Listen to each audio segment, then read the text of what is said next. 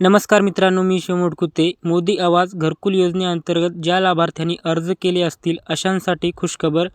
राज्य सरकारच्या माध्यमातून महत्त्वपूर्ण जी.आर. घेण्यात आला आहे. यामध्ये पात्र लाभार्थ्यांच्या खात्यावर पैसे वितरित करण्यात येणार आहेत. त्यासाठी संपूर्ण शासन निर्णय समजून घ्या आणि चॅनलवर नवीन असाल तर चॅनलला सबस्क्राईब करा. चला तर मग व्हिडिओ सुरू करूया. तर तुम्ही पाहू शकता, मोदी आवाज घरकुल योजनेअंतर्गत निधी वितरित करण्याबाबत महाराष्ट्र शासन इतर मागास बहुजन कल्याण विभागाअंतर्गत 14 जानेवारी 2025 रोजी हा महत्त्वपूर्ण शासन निर्णय घेण्यात आलेला होता.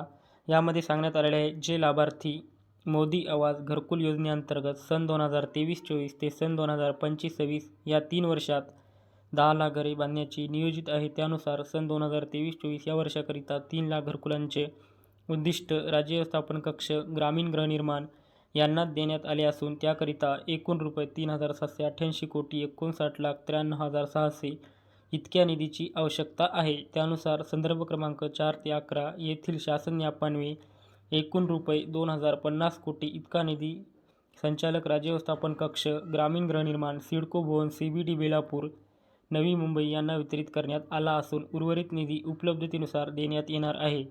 त्याचबरोबर मोदी आवाज घरकुल योजनेअंतर्गत एकूण रुपये 500 कोटी इतका निधी संचालक राज्य व्यवस्थापन कक्ष, ग्रामीण गृहनिर्माण, सिडको भवन, CBD बेलापूर, नवी मुंबई यांना वितरित करण्यास या न्यापान्वये मान्यता देण्यात येत आहे. तर पहा, हा जो निधी आहे CBD बेलापूर यांना पाठवण्यात आलेला आहे आणि या ठिकाणी मान्यतासुद्धा देण्यात आलेली आहे.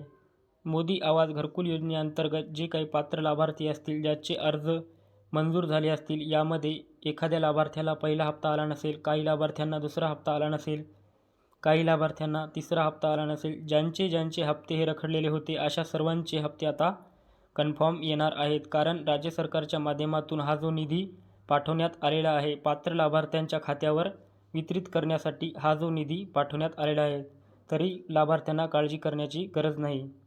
तर मित्रांनो, अशा प्रकारची माहिती होती. माहिती आवडल्यास नक्की चॅनलला सबस्क्राईब करा. धन्यवाद.